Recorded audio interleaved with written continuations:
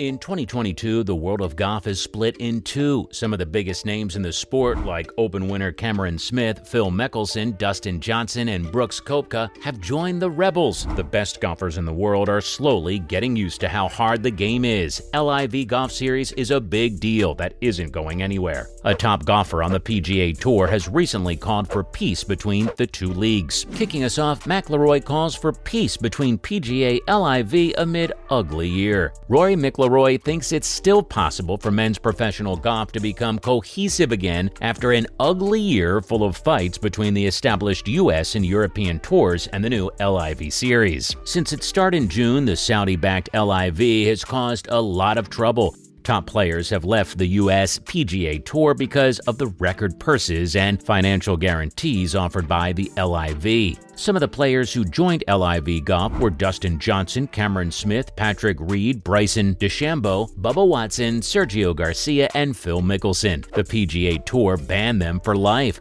So LIV and some of the players involved sued the tour for antitrust violations. McIlroy, who is ranked second in the world, has been very critical of how LIV has changed golf. But the Northern Irishman, who has won 4 majors, thinks that there is a way out of the current mess. Right now, there are 2 lawsuits going on, and the rhetoric has been very heated. So I think we just need to let it cool down a bit, the 33-year-old told the BBC on Wednesday at St. Andrews before this week's Alfred Dunhill Links Championship. It's been a bad year, but there's a way out of every problem. If we can send rockets to the moon, bring them back, and have them land on their own, I'm sure we can figure out how to get professional golf back on track. He was almost the winner of the British Open recently. McIlroy and Victor Hovland were tied for the lead going into the final round, but Australia's Cameron Smith came from 4 strokes behind to win. Even though McIlroy shot a 70, he was unable to win the Claret Jug again. Even though he was upset, McIlroy won the Tour Championship and the FedEx Cup Playoff Series. Most golf tournaments are played on just one course, but the Dunhill Links has rounds at Kingsbarns, Carnoustie, and St. Andrews, as well as 2 rounds at St. Andrews. McIlroy's father will play with him in a pro versus amateur format. Well, that's not all. As TV deal looms, a key sponsor urges peace talks with LIV, who are threatening the future of golf. A big backer of golf has asked the PGA and DP World Tours to get together with the LIV Golf Series, which is backed by Saudi Arabia. Greg Norman's LIV Golf Series is getting closer to finding a broadcaster. The UK Telegraph says a TV deal is imminent after the first events were shown on YouTube. The US PGA Tour Commissioner Jay Monahan banned players and said they couldn't play in the President's Cup last week. Keith Pelley, who works for the DP World Tour and works with Monahan, will wait until February to hand out his sanctions. In the meantime, Monahan refuses to talk to Norman, and the Australian says he no longer has any interest in meeting the administrator. Pelley, on the other hand, has said that he would only let the Saudi-backed LIV Series be involved if they were a sponsor within the sports ecosystem. That's not good enough, says Johan Rupert, who has spent more than $100 million on the sport over the past 40 years. Rupert, who is the chairman of Richemont, a Swiss company that makes luxury goods worth billions of dollars, is the first major sponsor to call for peace talks between the different tours and LIV Golf to end the civil war that is hurting the sport. This call comes before the week's Dunhill Links Championship, which will be held at St. Andrews, Kingsbarns, and Carnoustie. It shows that many people think it's time to clean up the mess. The fighting needs to stop because it's hurting the future of the game we all love. A tournament representative from the old course told Telegraph Sport people need to talk to each other to find a solution, but it seems unlikely that the two leagues can find a middle ground, since none of the 3 sides are willing to give an inch. In other golfing news, Mickelson makes call on PGA lawsuit as LIV bares its teeth. The legal battle between LIV Golf and the PGA Tour is still going on, but Phil Mickelson is no longer involved. Mickelson was one of 4 players who dropped out of the antitrust case against the tour on Wednesday, AEST. The case was brought by players from the rival Saudi-backed golf circuit. Mickelson, Ian Poulter, Tyler Gooch, and Hudson Swafford were among the 11 players who first asked for punitive damages and an injunction that would let Gooch, Swafford, and Matt Jones play in the FedEx Cup playoffs. Only Jones, Bryson, Bryson DeChambeau and Peter Uihlein are still suing the tour. Carlos Ortiz, Pat Perez, Jason Kokrak, and Abraham Answer have already dropped out of the suit. LIV Golf joined the case in August and is still there. In a statement, LIV Golf said nothing has changed. Players on the tour like Rory McIlroy and Justin Thomas have been critical of their new former colleagues who are or were part of the suit because it means that they are suing fellow golfers. Mickelson's decision to leave, on the other hand, was not a big surprise, especially after LIV got involved. Mickelson told Sports Illustrated in a statement, "I am focused on moving forward and I'm very happy to be part of LIV. I am also grateful for the time on the PGA Tour. The players' rights will be protected now that LIV is involved, so I don't think it's necessary for me to be a part of the proceedings." LIV has 3 more events left this season with stops in Bangkok, Jeddah, and its season-ending team championship at Trump Doral outside Miami. The lawsuit's trial is set to start in January 2024. Next, how Rising Star's $5.4 million LIV statement exposed golf's awkward issue. Eugenio Lopez Chacarra, a rising star who just turned pro in June of this year, won the breakaway LIV Golf Tour event in Bangkok on Sunday and won a huge Australian $5.4 million